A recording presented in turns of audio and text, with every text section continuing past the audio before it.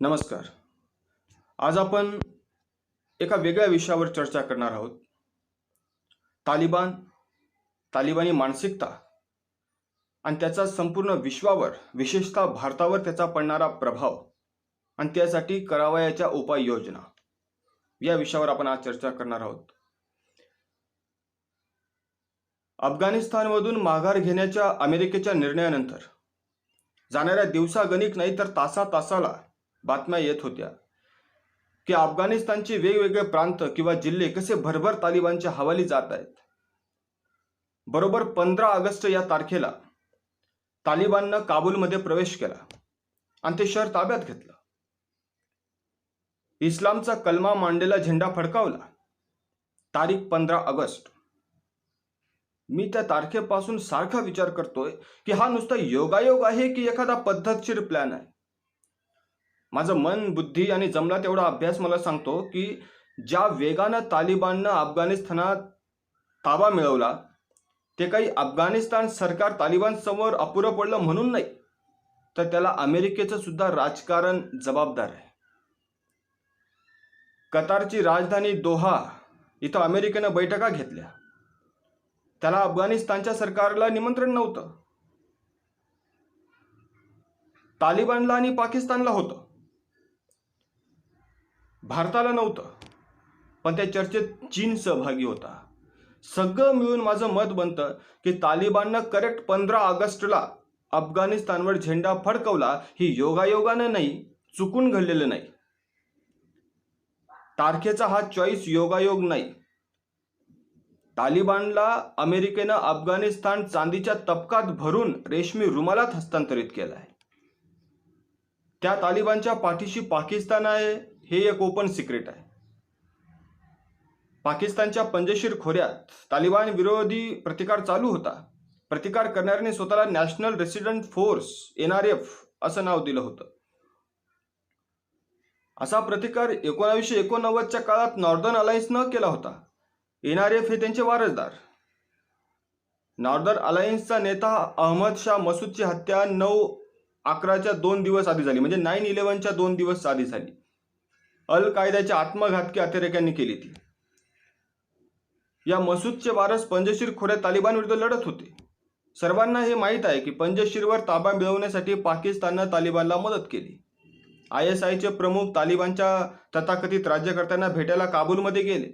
तालिबान आणि पाकिस्तान यांच्यातल्या सहकार्याच्या पार्श्वभूमीवर मला म्हणायचं आहे की 15 ऑगस्ट ही तारीख ठरवून प्लॅन केलेली असावी.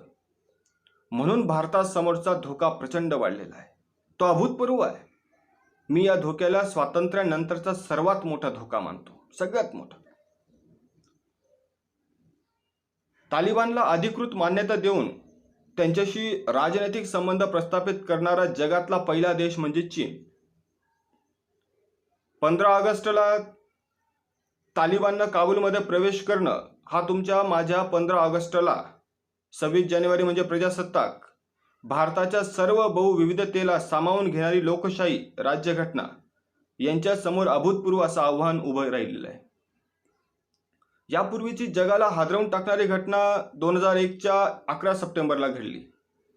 अल कायद्याच्या आणि त्यातही ओसामा बिन लादेनच्या प्रेरणेतून अमेरिकेमध्ये 19 अरब दहशतवाद्यांनी 4 वेगवेगळी लॉंग डिस्टन्स विमानं हायजॅक केली. त्यातली 3 विमानं त्यांच्या उद्दिष्टांवर जाऊन धडकली. 4थं विमान कुठं धडकवायचं होतं हे आजवर कळलेलं नाही, पण जाणकार असा अंदाज लावतात की ते धडकवायचं होतं ते व्हाईट हाऊसवर, जिथं अमेरिकन राष्ट्राध्यक्षांचा निवास असतो, किंवा कॅपिटॉल हिल, जिथं अमेरिकन विधिमंडळ आहे. विमानाचा वापर अशा कारणांसाठी होतो आहे हे विमानातल्या नागरिकांना कळलं, म्हणून त्यांनी कॉकपिटमध्ये शिरून ते विमान दहशतवाद्यांकडून परत मिळवण्याचा प्रयत्न केला. या प्रयत्नात वॉशिंग्टन DC च्या 200 किलोमीटर अलीकडे असलेल्या पिट्सबर्ग या गावात ते विमान एका शेतात कोसळलं. विमानातले सर्वजण गेले. ही घटना जगाला हादरवून सोडणारी होती.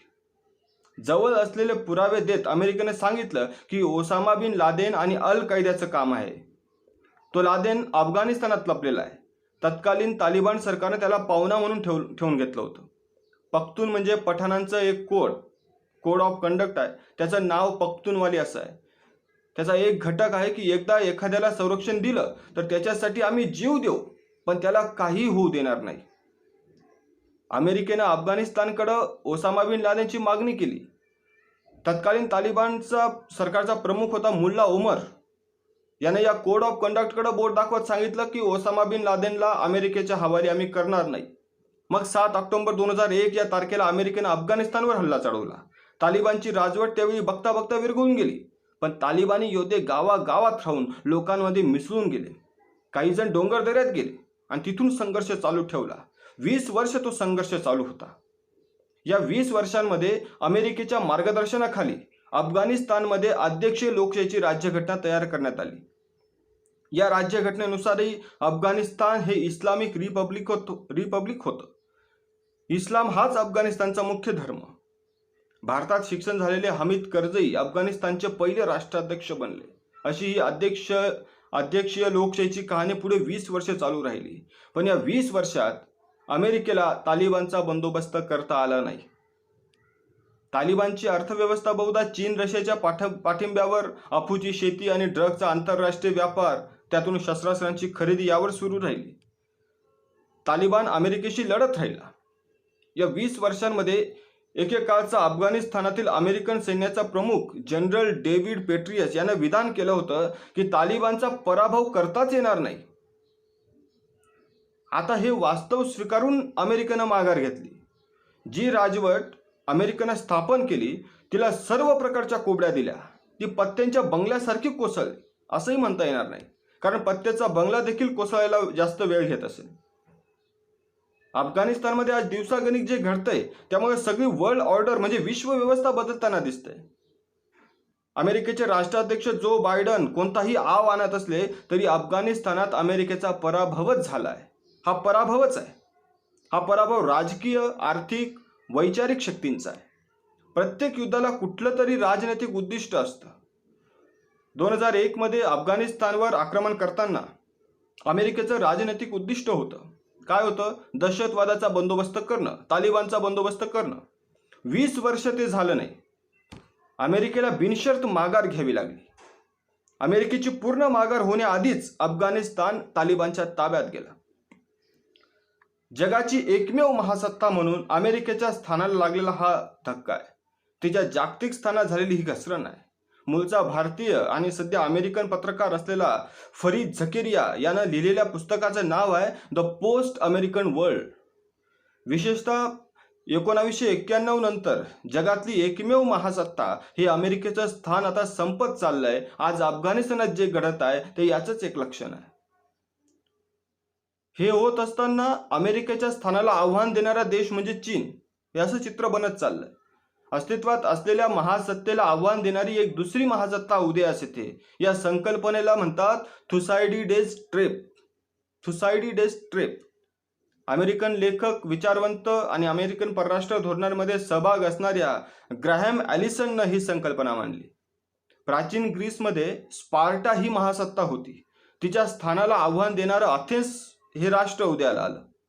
त्यांच्यातल्या युद्धांना पेलोपोनेशियन वॉर असं म्हणतात. थुसायडिडेस नावाचा इतिहास तज्ज्ञ त्या युद्धात सैनिक म्हणून सामील होता. पुढं त्यानं या युद्धांचा इतिहास लिहिला. तिथून तो सुरुवात करत ग्रॅहम ॲलिसन जगाच्या इतिहासामध्ये अशा 21 वेळा दाखवून देतो की जिथं अस्तित्वात असलेल्या महासत्तेला आव्हान देत एक नवी महासत्ता उदयात येत होती. नवी महासत्ता अस्तित्वात असलेल्या महासत्तेच्या स्थानाला आव्हान देऊन उदयाला येते. अशा 21 पैकी 17 वेळा त्या आव्हानांचं रूपांतर युद्धात झालंय. हे सांगून अमेरिका चीन संबंधाचे विश्लेषण करून तो हा प्रश्न उपस्थित करतो की आता हा महासंघर्ष थुसायडिडेस ट्रेपमध्ये सापडून त्याची युद्धाकडे वाटचाल होईल का, असा प्रश्न उपस्थित होतो. अर्थात अशा प्रश्नांची सुनिश्चित उत्तरं नसतात, पण जगाची वाटचाल अशा महासंघर्षाकडे होते आहे आणि त्याची भूराजकीय भूमी अफगाणिस्तानात ठरते. या अफगाणिस्तानचं वर्णन ग्रॅव्हियार्ड ऑफ एम्पायर्स असं करतात. साम्राज्याचं स्मशान.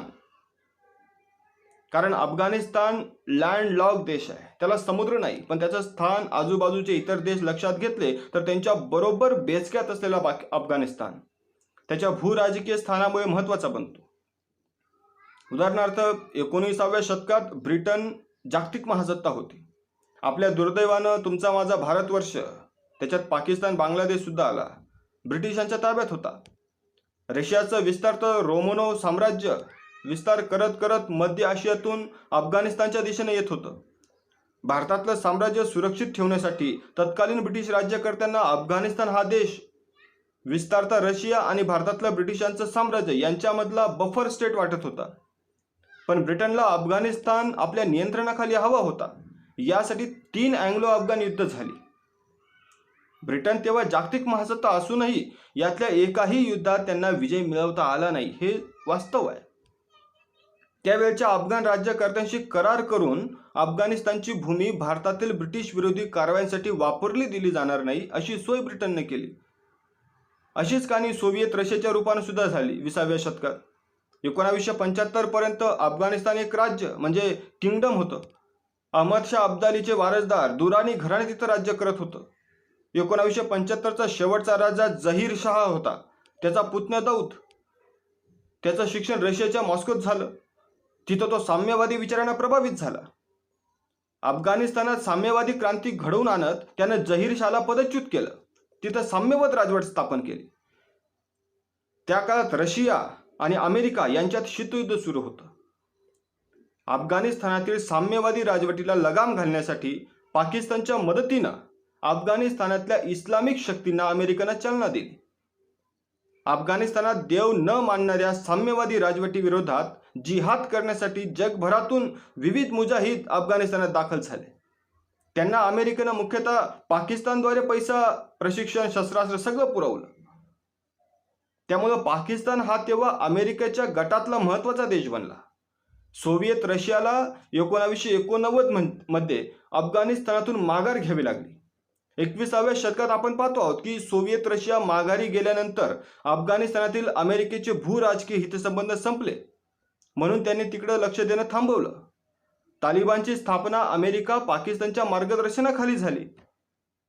त्या तालिबाननं अफगाणिस्तानची सत्ता मिळवली आणि पुढे ओसामा बिन लादेन हे कांड घडलं.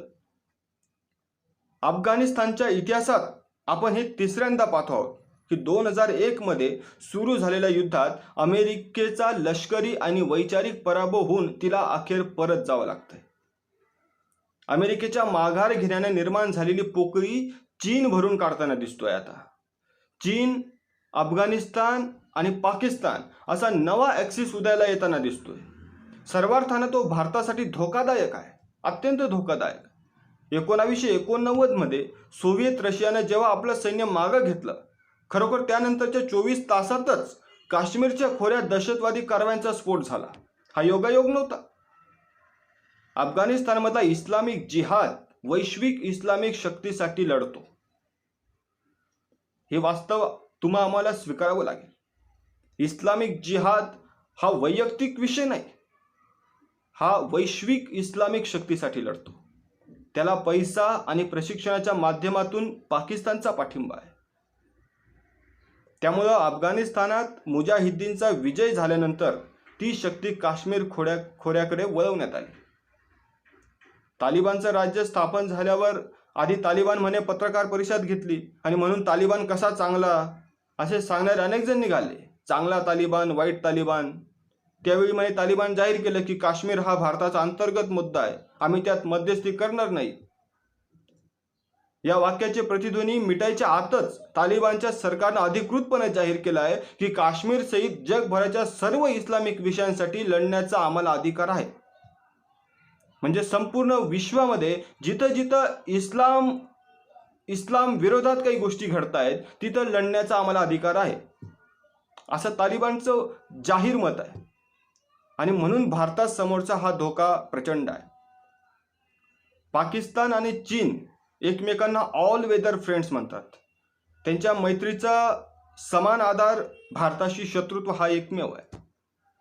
काश्मीर खोरं, लडाखमध्ये हे शत्रुत्व व्यक्त होतं. भारताला नजीकच्या भविष्यात केव्हा तरी 2 आघाड्यांवर युद्ध लढावं लागेल अशी वेळ येण्याची शक्यता नाकारता येत नाही. मिलिटरी भाषेत त्याला 2 फ्रंट वॉर असं म्हटलं जातं. काही जाणकार या युद्धाला 2.5 फ्रंट वॉर असं म्हणतात. म्हणजे चीन पाकिस्तान असं देशाबाहेरूनचं युद्ध आणि देशांतर्गत असलेल्या विविध इस्लामिक दहशतवादी शक्ती, नक्षलवादी हे हा फ्रंट. यांना चीन पाकिस्तानचा पाठिंबा आहे. पाकव्याप्त काश्मीरमधून चीन पाकिस्तान आर्थिक परिक्षेत्र जातं. आता त्यात अफगाणिस्तानची भर पडली. त्यामुळं चीन पाकिस्तान अफगाणिस्तान हा नवीन ॲक्सिस भारतासाठी अत्यंत धोक्याचा आहे. चीनच्या पश्चिम भागातला प्रांत जो काश्मीरच्या बरोबर डोक्यावर येतो, या भागाला सिंकियांग किंवा चायनीज टर्किस्तान असे नाव आहे. जगातले मूळचे तुर्क म्हणवले जाणारे लोक याच भागातले.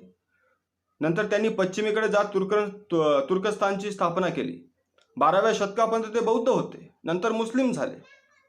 सिंकियांग प्रांतातल्या मुस्लिमांचं सध्याचं नाव आहे उईघुर.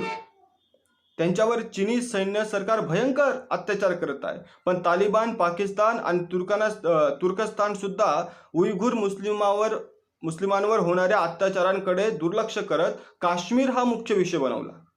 भारतासाठी हा प्रचंड मोठा धोका आहे. असं असताना गेला काही काळ जगातल्या आणि भारतातल्या काही वैचारिक शक्ती, मीडियातले काही घटक जणू ते तालिबानचे मुखपत्र असल्यासारखेच बोलत आहेत.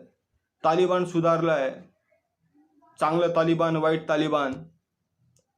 1990 मधलं तालिबान वेगळं होतं. ते महिलांच्या अधिकाराविरुद्ध होतं, बुरक्याची सक्ती करणारं होतं. हा धोकादायक बावळटपणा आहे. तालिबान यत्किंचितही बदललेलं नाही.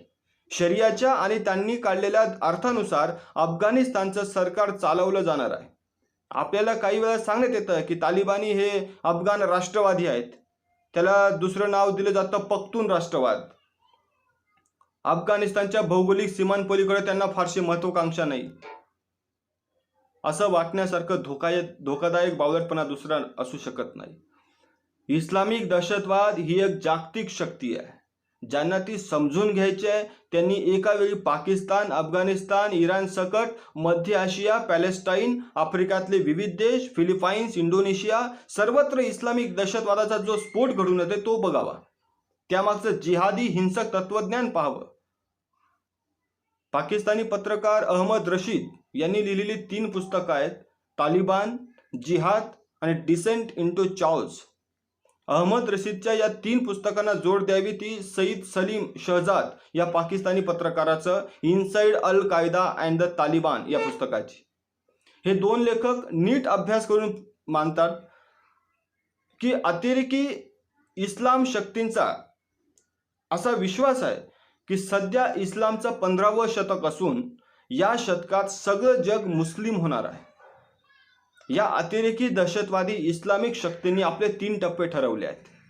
पहिला टप्पा इस्लामिक जगतावरचं मुस्लिमेतर विशेषतः पाश्चात्य अमेरिकन वर्चस्व दूर करायचं. दुसरा टप्पा पुन्हा एकदा सगळं इस्लामिक जग एका राजकीय छताखाली आणायचं आणि खलिफा पदाची स्थापना करायची. आणि तिसरा टप्पा सगळ्या जगावर इस्लामचं राज्य आणि जगातले सगळे मुस्लिम. या तत्वज्ञानानुसार जगातल्या महासत्तांविरुद्धची लढाई अफगाणिस्तानातील खोरासान इथं होणार आहे. गेल्या 25 वर्षात 2 जागतिक महासत्तांचा पराभव केल्याचा अभिमान सध्याच्या दहशतवादी इस्लामिक शक्तींना आहे. आधी सोव्हिएत रशिया आणि आता अमेरिका. पुढचं वाक्य श्वास रोखून ऐका. इथून पुढचा टप्पा म्हणजे दहशतवादी इस्लामिक विचारानुसार जगातली निर्णायक लढाई ही भारतात म्हणजे गंगेच्या खोऱ्यात होईल. त्या लढाईचं नाव आहे गजवाये हिंद. इस्लामिक शक्ती त्याला गजवाये हिंद हे नाव वापरतात. भारतावर गेल्या अनेक शतकांपासून आक्रमणं होत आहेत. या आक्रमणांचं सध्याचं रूप म्हणजे पाकिस्तान, बांगलादेश, आता त्यात अफगाणिस्तानची भर पडली. यावरून हे तत्वज्ञान भारतासाठी किती धोकादायक आहे याची कल्पना येते. गेली 20 वर्ष तालिबान विरोधात लढताना कित्येक अमेरिकन विचारवंत सांगत होते की तालिबानला पाकिस्तानचाच पाठिंबा आहे. पाकिस्तानला मित्र देश मानण्याची चूक अमेरिकेनं करू नये. पुढं अल कायद्याचा दहशतवादी ओसामा बिन लादेन हा अबोटाबाद शहरातील पाकिस्तानी लष्करी अकॅडमीपासून काही मीटर अंतरावर लपून बसला होता. याची खबर पाकिस्तानी सरकार, ISI, लष्कराला नसणं याची अजिबात शक्यता नाही.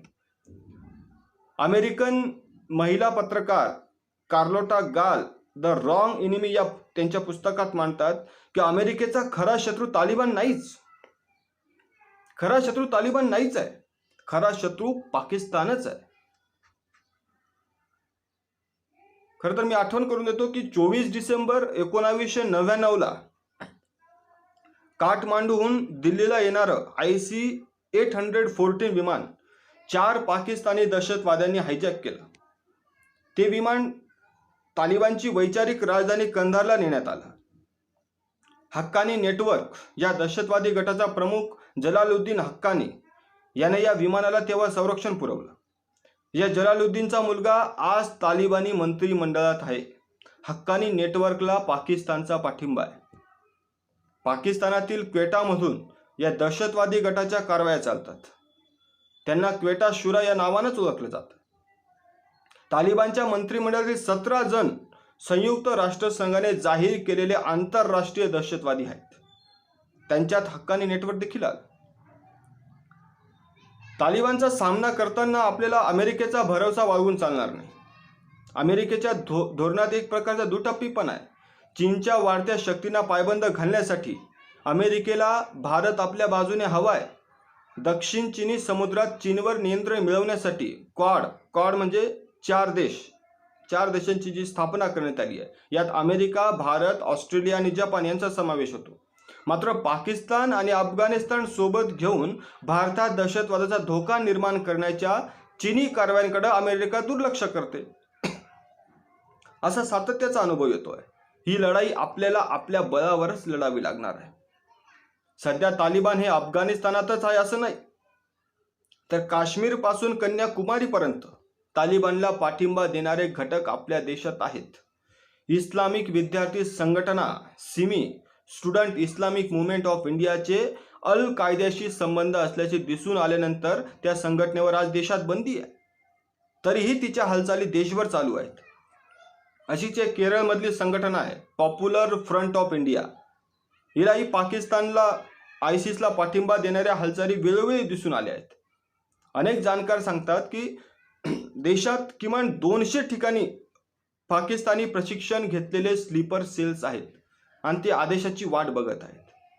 दहशतवादी धर्मांध इस्लामिक विचाराला चालना देणारा जाकीर नाईक दहशतवादी कृत्यांमध्ये सापडल्यानंतर देश सोडून पळून गेलाय.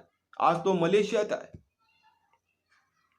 तालिबानचा पराभव नुसता शस्त्रांनी होणार नाही असं अनेक जाणकार गेल्या अनेक वर्षांपासून सांगत होते की तालिबानचा पराभव नुसता शस्त्रांनी होणार नाही.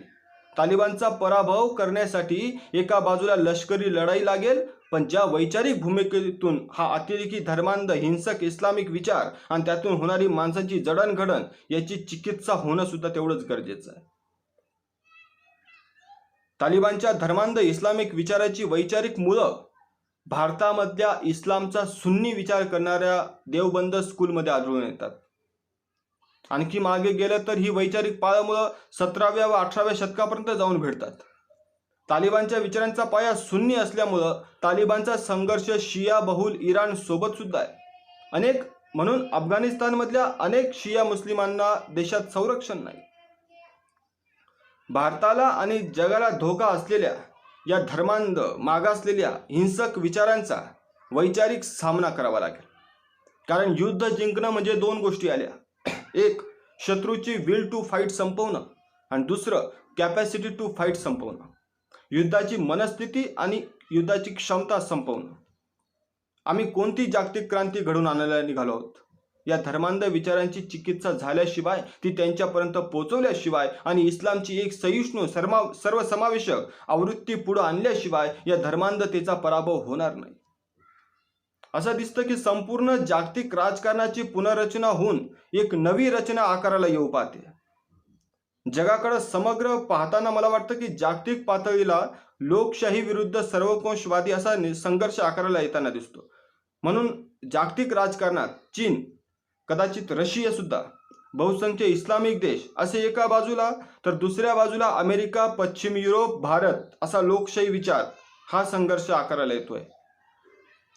अशा लढाईत आपल्याला जर जिंकायचं असेल तर हा भारत देश एक समर्थ राष्ट्र म्हणून उभं राहायला हवं.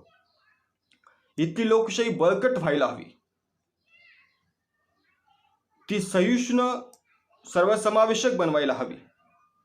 अर्थव्यवस्था आणि त्यामुळे लष्कर ताकदवर व्हायला हवं. जीवनाच्या सर्व क्षेत्रात भारतीय प्रतिमा पुढे येणं हे केवळ भारतासाठी नव्हे तर जगासाठी महत्त्वाची गोष्ट आहे.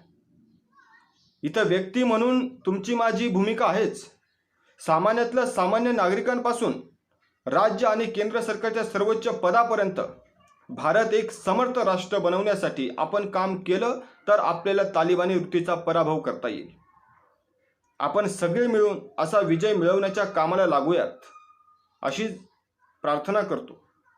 आणि भारतासाठी, भारतातल्या आमच्या युवा पिढीसाठी, भविष्यासाठी आपण आपल्या भारतीय संस्कृतीचा उजागर करून आपण या तालिबानी मानसिकतेचा पराभव करावा आणि आपण सगळ्यांनी यासाठी निश्चय करून कामाला लागावं एवढीच अपेक्षा व्यक्त करतो आणि थांबतो.